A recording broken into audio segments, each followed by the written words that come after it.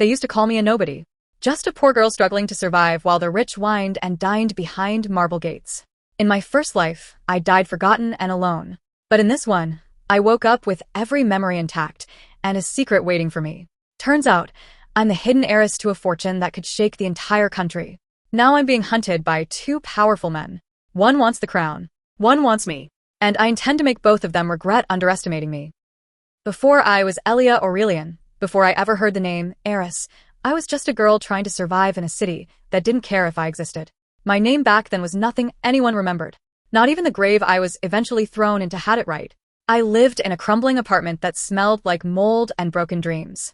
I worked 3 jobs by the time I was 17, barista in the morning, cleaner at a secondhand bookstore by afternoon, dishwasher at a diner until midnight. There was never time to rest, only time to calculate how much rice I could stretch until payday. My mother died when I was 10. Pneumonia, they said. No one came to the funeral. No one helped with the bills. I spent weeks knocking on doors, begging social services for mercy. Eventually, they stopped answering. So I stopped asking. I became invisible. A girl without protection, without a future. Just another face in the crowd, slowly fading out of focus. I learned to smile through cracked lips. To nod politely even when people mocked the holes in my shoes. To say thank you when they gave me crumbs and called it generosity. There were moments, though. Small, stupid moments that made me think things could change. Like when I got accepted to a low-tier college on a partial scholarship. I worked twice as hard as everyone else. My professors praised me, said I had potential. I believed them. Or when I met a boy. A man, really. He had nice hands. Kind eyes. Said all the right things. Told me I deserved more. His name was Adrian. He wasn't rich. Not then. But he knew how to look like he belonged in places I never dared to step foot in. He taught me how to walk into a room like I had a right to be there. How to dress just enough to blend in, not enough to stand out. He told me I was special. And then he stole everything I had. I had saved up for months, tucked away cash in a box under my bed. Enough to pay for rent and food while I tried to land a better job. He said he'd hold on to it for me. Said he could help invest it, grow it. I never saw him again. I came home from work one night, and the apartment had been emptied. No money. No phone. Just a note. Sorry. You'll bounce back. You're strong. I didn't cry. I didn't scream. I just sat down and stared at the wall until morning. That was the first time I realized what kind of world I lived in. One where kindness was just a tool. Where people like me were stepping stones. Collateral. Disposables. I stopped dreaming after that. I kept my head down. Worked. Survived. Until the letter came. I found it in my mailbox on a Tuesday. Heavy paper. Gold seal. No return address. I thought it was a prank. Tossed it on the table and forgot about it. A week later, I died in a car accident. Quick. Pointless. The kind that doesn't make headlines. I thought that was the end. But fate had other plans. When I opened my eyes again, I was 16. The air smelled like dust and cheap detergent. I was back in that same rotting apartment, in that same skin I thought I had already outgrown. Only this time, I wasn't alone in my head. I had every memory, every betrayal, every bruise life had left behind. I wasn't going to beg anymore. Or hope someone would save me. I wasn't the same girl who believed a kind smile meant safety. This time, I would rewrite the story. This time, I would make them remember my name. This time, I would rise. I died in an alleyway behind the cafe I worked at. I had just handed a leftover pastry to a homeless kid when I heard the screech of tires. I turned too late. The car didn't stop. There was no obituary. No funeral. I just vanished. But death wasn't the end. I woke up gasping for air, staring at the stained ceiling of the same apartment I had lived in as a teenager. The peeling wallpaper. The buzzing fluorescent light. The cold draft through the broken window. I knew exactly where I was. And exactly what year it was. I was 16 again. I scrambled to the mirror. Same wide eyes. Same frizzy hair. My chest tightened. Everything I had suffered, everything I had endured, it hadn't been a dream. But I was back. And I remembered everything. The exhaustion of working 3 jobs. The humiliation of being looked down on. The feeling of never being enough. But there was one thing I remembered now that I had completely ignored before. A letter. It came just weeks before my death. I had thought it was junk mail. A gold-trimmed envelope with a wax seal, claiming to be from a law firm. I never opened it. This time I did. I tore through the drawer of my rickety desk, throwing out notebooks and dried pens until I found it again. Still sealed. Still pristine. I broke the wax and read the words. On behalf of the House of Aurelian, We regret to inform you of the passing of His Grace, Grand Duke Lucian Aurelian. You have been named in his will. Please contact our offices immediately regarding matters of inheritance and lineage. Inheritance? Lineage? It had to be a mistake. But something in me whispered it wasn't. I remembered the stories. The whispers of an old royal family that once ruled before the monarchy was abolished. They faded from the spotlight, but everyone knew their name. Aurelian. I spent the next 2 days researching everything I could. The House of Aurelian had disappeared from public life decades ago, but the rumors never stopped. Hidden wealth, offshore accounts, properties protected by ancient trusts. And now someone thought I was part of that bloodline? I couldn't ignore it. I made the call. Solitaire and Company was located in a glass skyscraper downtown, the kind of building I used to clean bathrooms in. The receptionist barely looked up as she typed in my name, but then her eyes widened. Please wait here, she said quickly, disappearing behind a tall door. Minutes later, I was ushered into a rich, dark-paneled office.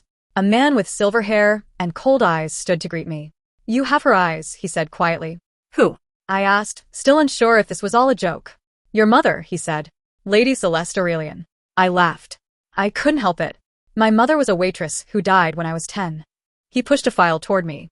She was also the youngest daughter of the Grand Duke. Hidden away to protect her during the dissolution of the monarchy. She changed her name. Lived in secret. But she never stopped watching you. I opened the file with trembling fingers. There was a photo. My mother in her youth, regal, elegant, nothing like I remembered. But the eyes, they were mine. A birth certificate followed. My name. Her name. And the Aurelian seal. You're the sole heir, the man said. As of the Duke's passing, you've inherited the full Aurelian estate. Estimated value, 3.2 billion. I felt the air leave my lungs. I wasn't just a girl with a second chance. I was someone with power now. With legacy. With blood that once ruled. I stared at my reflection in the tall window behind him. I still looked like the same girl they used to mock. But everything had changed. And I wasn't going to waste this life. I didn't go back to school the next day. Instead, I packed a small bag, took the train across the city, and checked into a quiet boutique hotel under a false name. I wasn't going to make the same mistakes I made in my first life. This time, I would move silently. No more scraping by. No more begging for a seat at anyone else's table. I had my own now, and it was carved in gold. The law firm gave me 3 things: a black credit card with no limit, a key to a sealed-off penthouse in one of the most secure buildings in the capital, and a warning. The media didn't know about me yet. But once the estate was legally transferred, people would come sniffing around. Nobles. Tycoons. Enemies I didn't even know I had. Because being rich makes you a target. But being an heiress to an extinct royal bloodline? That makes you dangerous. I wasn't ready to reveal myself. Not yet. So I enrolled myself in a prestigious international academy under an alias. Alias Elam. The school was reserved for the elite, children of tech CEOs, royalty, and political dynasties. It was the perfect place to blend in and observe. Because somewhere in that school, I knew the vultures would be waiting. And they were. From the moment I stepped on campus, I felt the eyes. Some looked with curiosity. Some with disdain. But 2 in particular made my skin prickle, both for very different reasons. The first was Cashin Vale. He was tall, sharp, with storm-gray eyes and the expression of a man used to being feared. I recognized him instantly. In my first life, he had been a ghost. Someone mentioned only in hushed gossip and whispered scandals. The sole heir to the Vale Consortium, the largest private conglomerate in the country. Rumors said he was cold, untouchable, and engaged to someone he'd never even spoken to. Rumors also said he once bankrupted an entire family just because they insulted his mother at a gala. He looked at me that first day like he knew I was hiding something. But he didn't say a word. Just nodded once. Then walked away. The second was Adrian Crest. Blonde, charming, the kind of guy who smiled like he was doing you a favor. I remembered him too. In my first life, he had approached me when I was broke and desperate. Said he could get me a job. Help me out. I thought he was kind. But he had stolen what little I had left and disappeared. I never found out who he really was. Now I knew. The son of a once powerful family that had fallen from grace after the Aurelian fortune vanished. A boy raised with power, but no inheritance left to his name. And judging by the way he looked at me now, with that same calculated grin, he still hadn't changed. Adrian approached first. New girl, he said with a smirk. You have the look of someone who doesn't belong, but walks like she owns the place. I like that. I wasn't trying to impress you, I said without missing a beat. Oh, you didn't. But you did get my attention. He leaned closer. You're Elias Elam, right? Interesting name. Very elevated. Better than being named after a toothpaste brand. He laughed. I didn't. Cashin didn't say anything for the first week. Just watched. Every time I passed him in the hall, every time I spoke in class. His eyes were like x-rays, like he was trying to peel back the layers and see who I really was.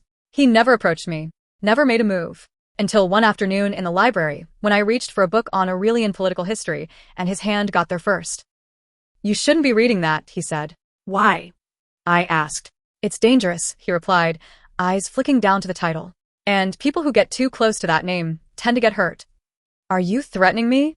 I'm warning you. Why do you care? He didn't answer. He just turned and walked away. And for some reason, my heart wouldn't stop racing. I wasn't sure what game I had stepped into.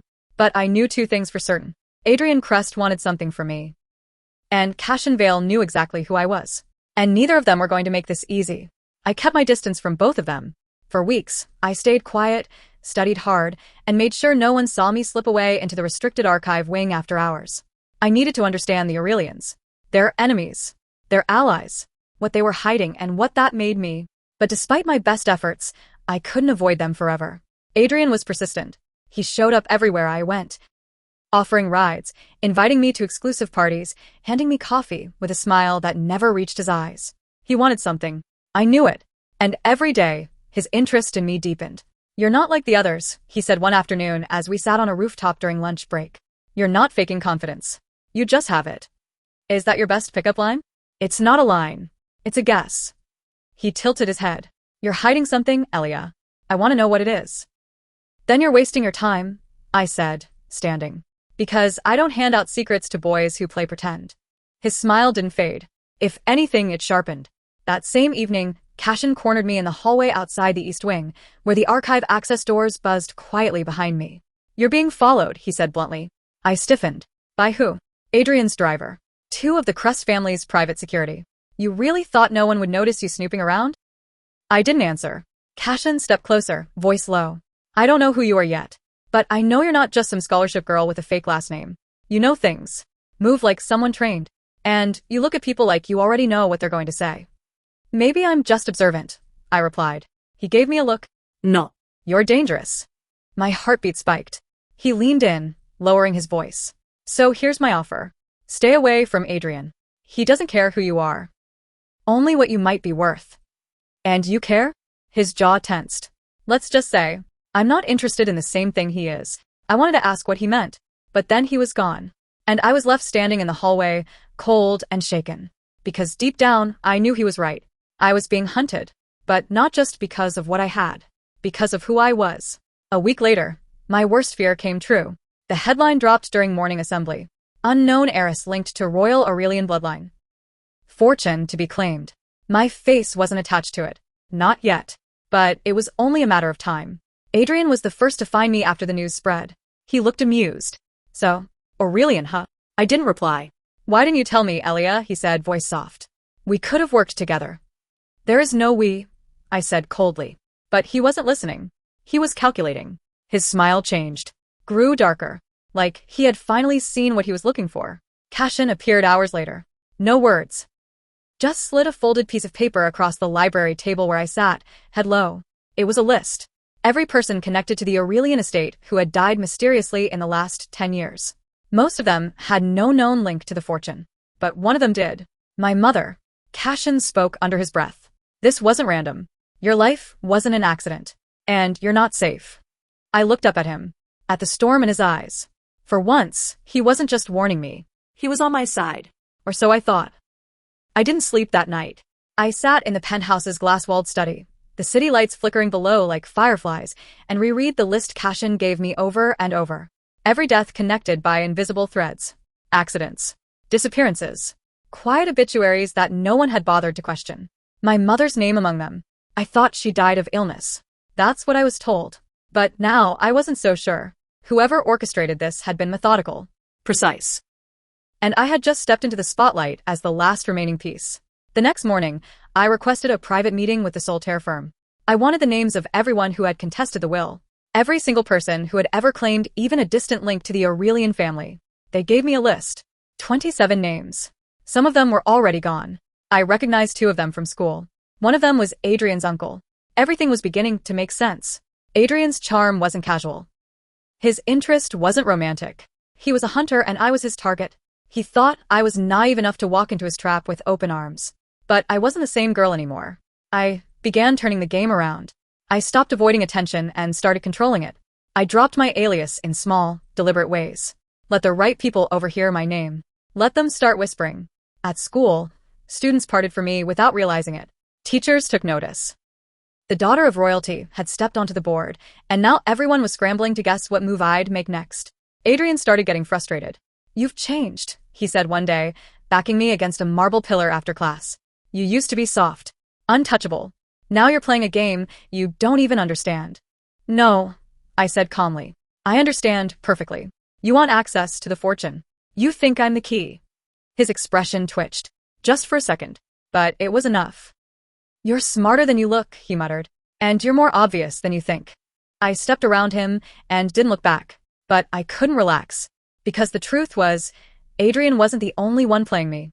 Cashin had secrets too. He was always watching, always calculating, yet he never tried to control me, never asked questions he already knew the answers to.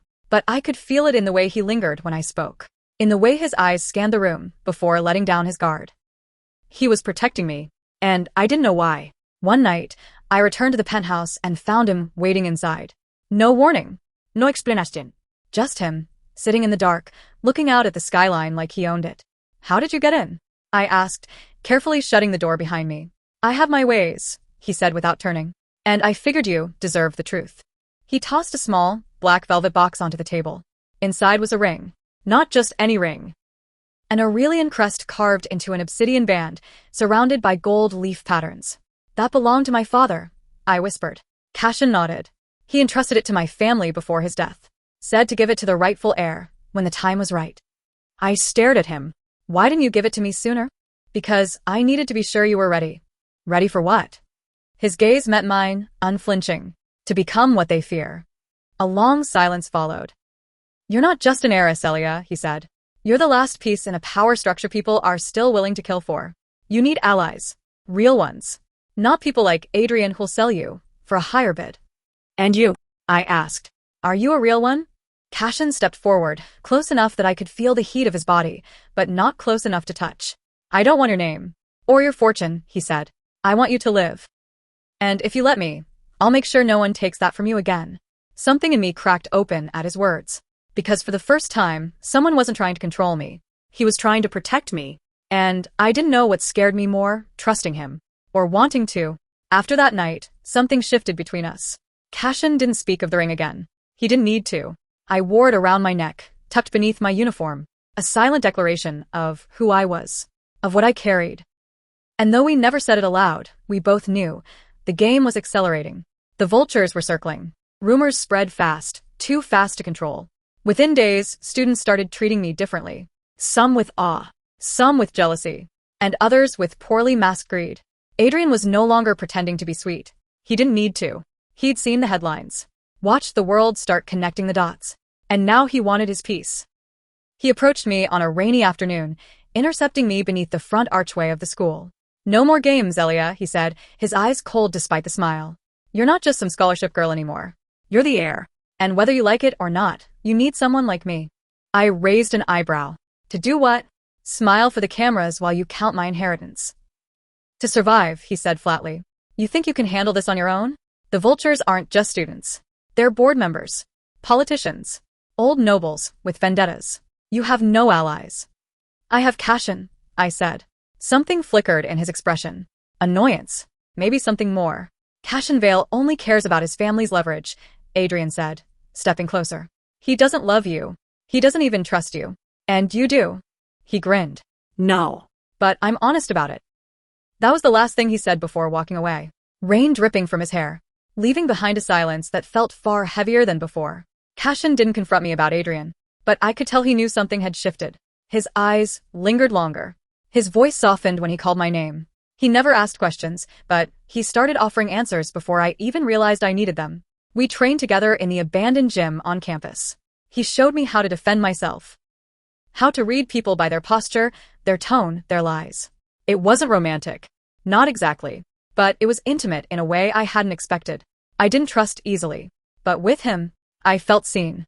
Not for my name, not for my bloodline, but for the fire I tried to keep hidden. You don't have to prove anything to me, he said one night, tossing me a water bottle after sparring. I already know who you are. No, you don't, I said, breathless. No one does. I do, he said simply. You're the kind of person who gets knocked down and comes back swinging. I didn't reply, but I didn't look away either. The next morning it happened. I was summoned. An emergency board meeting. Aurelian Holdings. The estate was ready to be transferred officially. But there was a challenge. Someone had filed a claim. A man named Augustin Crest. Adrian's father. They were calling it a bloodline dispute. I was being challenged for my right to inherit. The moment I walked into that boardroom, I knew it wasn't just about wealth. It was about legacy. Power. Control. Adrian sat at the end of the table, arms crossed, face unreadable. His father was beside him. Tall. Regal. A politician through and through. The room was full of gray-haired men in suits who barely concealed their disdain for a teenage girl daring to claim the Aurelian name. Miss Vale, one of them said. We need to verify your legitimacy. Surely you understand. I sat down slowly, folding my hands. I do. And I've brought everything you need. DNA records, medical files, birth certificates, even a letter written by my mother before her death. I dropped them all onto the table like weapons. Augustin Crest didn't flinch. He smiled. This won't be enough. Cashin's voice rang out behind me. It's more than enough. I turned. He stood by the door, uninvited, unreadable, but confident. She's the rightful heir. And you all know it. One of the board members stood. This is a family matter. You have no standing here. Cashin met his glare. Then disqualify me. But you won't silence me. He walked to my side and placed something on the table. The obsidian ring. His father's will. The sealed letter from the Grand Duke. Handwritten. Verified. All naming me. It was undeniable. And still, I knew this wouldn't be the end. Because Adrian's father didn't stand. He smiled. As if this had all been part of the plan. And suddenly, I realized we were just getting started. The board meeting ended in silence. I had won the first battle. Legally, the estate was mine. The press was already buzzing. Hidden Heiress confirmed. The bloodline of Aurelian lives on.